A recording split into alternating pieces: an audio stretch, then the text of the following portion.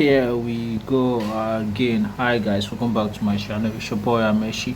Thanks for viewing my channel. Thanks for your support.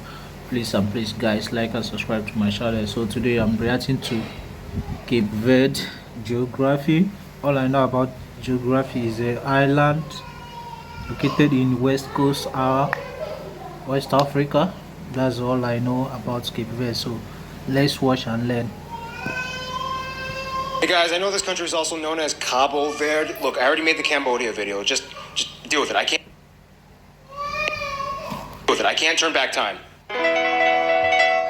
It's time to learn geography now! Hey Geography peeps, I'm your host Barbie. Welcome to one of the few places in the world I like to call a African country. We'll explain more about that in a bit, but first... The flag consists of a blue field with 3 horizontal bands of red and white in the lower portion of the flag and 10 stars in a circular pattern overlapping the bands on the left side. The blue represents the ocean and the sky. The white represents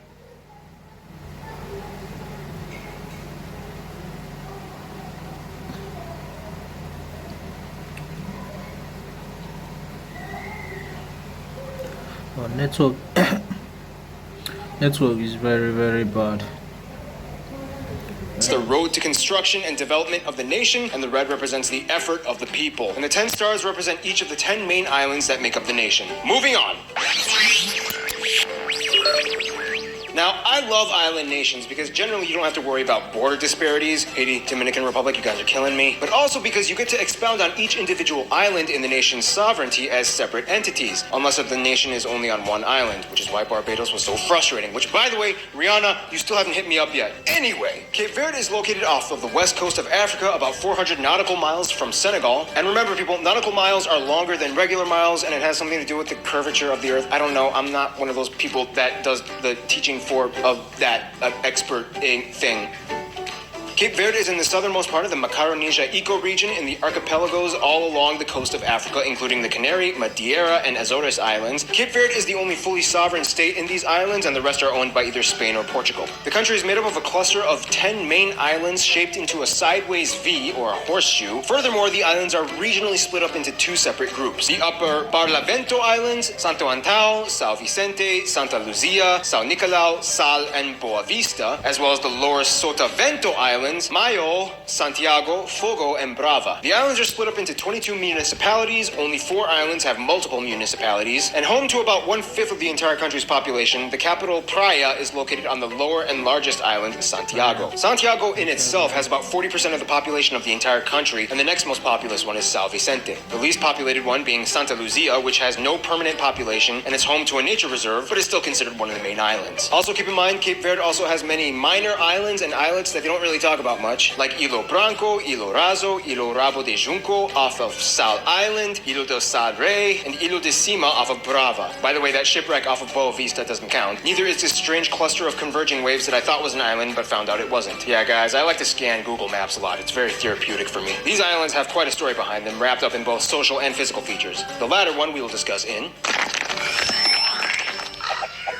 The thing about Cape Verde is that you kind of see this landscape feature pattern shift go from east to west. The eastern islands of Mayo, Sal, and Boa Vista are flat and arid with a desert-like terrain, whereas the western islands are generally rockier, hosting substantially larger portions of vegetation. The reason for this is that even though the islands are off the coast of mainland Africa, Cape Verde is still affected by the Sahelian arid belt, which is part of the Sahel, or that messed up battleground between the Sahara and savannas of Africa that we already discussed like 2 episodes ago. Hi, if you're new to this channel, just pause the video and then open up another tab and look up Benin and Burkina Faso on this channel, and then come back here. Alright, cool. The thing is, the hot, dry, eroding Harmattan winds meander all the way off the coast and sweep across the easternmost islands of Cape Verde. That's why these 3 islands are dry and desert-like. The western islands, however, although still relatively dry, still have steep hills and mountains that harbor trees and grasses and bushes and plants. This is also where most of the agricultural sector can be found, most notably on the greenest island, Brava. With a lack of water sources, though, arable land only makes about 10% of the country. Soil is good, but when sparsely timed rainfall does come, it typically comes in the form of violent storms that wash off the topsoil from higher grounds into the sea. The strange thing is, the country doesn't receive cold streams that typically affect the rest of Western Africa, so even though the temperature is generally cooler,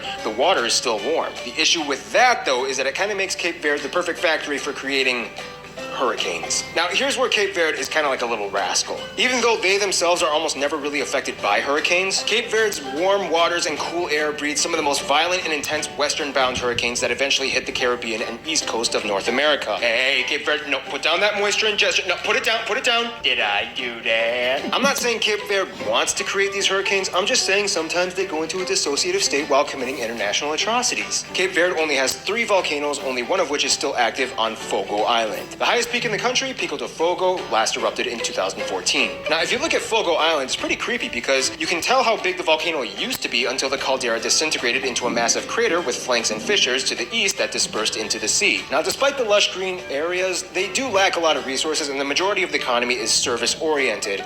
Now let's talk about who's doing the service.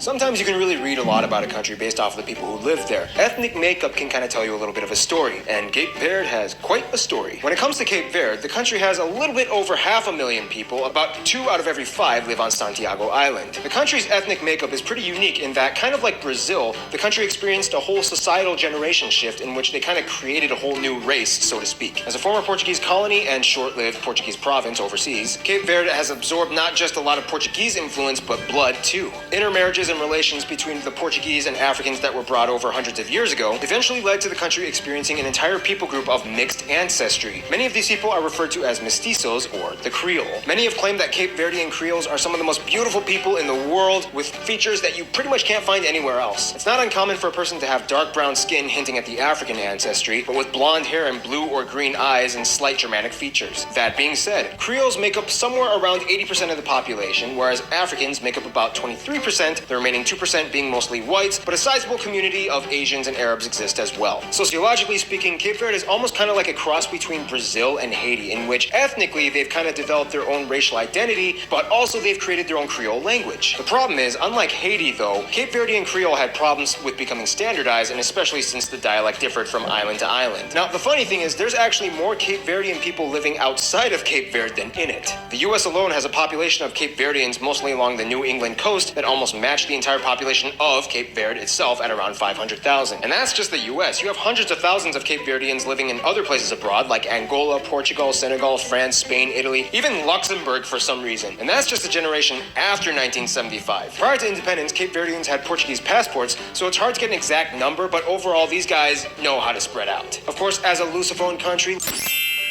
hey guys, that word I just used, Lusophone, it means speaking Portuguese, just for future reference. Like Angola and Sao Tome and Principe, Cape Verde has a culture distinct yet noticeably influenced by the Portuguese. The education system, the second best in all of Africa after South Africa, does follow the Portuguese format. However, in 2010, all universities switched to the 4-year American bachelor degree program instead of 5 years, which made students very happy. Island individual-wise, you do see a slight contrast between peoples in each area. Due to the high diaspora population, each island kind of chooses which country it wants to be prevalently influenced by. Some lean more towards Portugal, some towards the US, some Netherlands, and even Brazil. This has led to a renaissance of innovatively produced Cape Verdean music and dance, the hallmark national tone being the morna, a melancholy rhythm typically sung in Creole. Nonetheless, leading poet Jorge Barbosa kind of summarizes the islands in his 1935 publication of Archipelago. Look it up yourselves, guys. The poem is like 200 lines long, and reading it to you is not my job. Anyway, the thing about Cape Verde is that it's incredibly unique in that it has such a cross-cultural complexity. It's not quite African and it's not quite Portuguese, yet it's somewhere half of each, hence African. They're proud of it, and they've long thought of themselves of having the best of both worlds between Europe and Africa. Harmony is such a beautiful thing, especially in the... Okay, so without even really having to explain much, you can kind of pretty much guess how much Portugal plays into their international engagements. First of all, yes, Portugal is a key player in Cape Verde's inner circle, not just because of their ancestry, but because of their support diplomatically and economically. Even after they gained independence, they still remain close and appreciate each other's company. The US harbors the largest Cape Verdean community outside of Cape Verde and has historically invested in the country's welfare even before independence. Out of the 10 international destinations that their national airline flies to, 2 of them are actually in the US, one in Boston and one in Providence, Rhode Island. Lucifer nations like Brazil and Angola and Sao Tome and Principe get along with Cape Verde as well. Trade and travel between these nations is not uncommon. However, the best friend of Cape Verde would probably be Guinea-Bissau. These two countries actually were part of the same country after independence, but then after a coup in Guinea-Bissau in 1981, the two countries split but still remain close in ties. They have similar Creole cultures, languages, and backgrounds, and to this day, Cape Verdeans consider Guinea-Bissau their brother country. In conclusion, you have a beautifully mixed people living in a beautifully mixed culture on a sociopathic chain of islands that shoots out hurricanes. Stay tuned, the Central African Republic is coming up next. Yes, guys, that's where we hold it. That is Cape Verde geography. I hope you enjoyed the video. Please and please like and subscribe. I hope you notice something. I'm kind of sick, so please and please like and subscribe to your boy.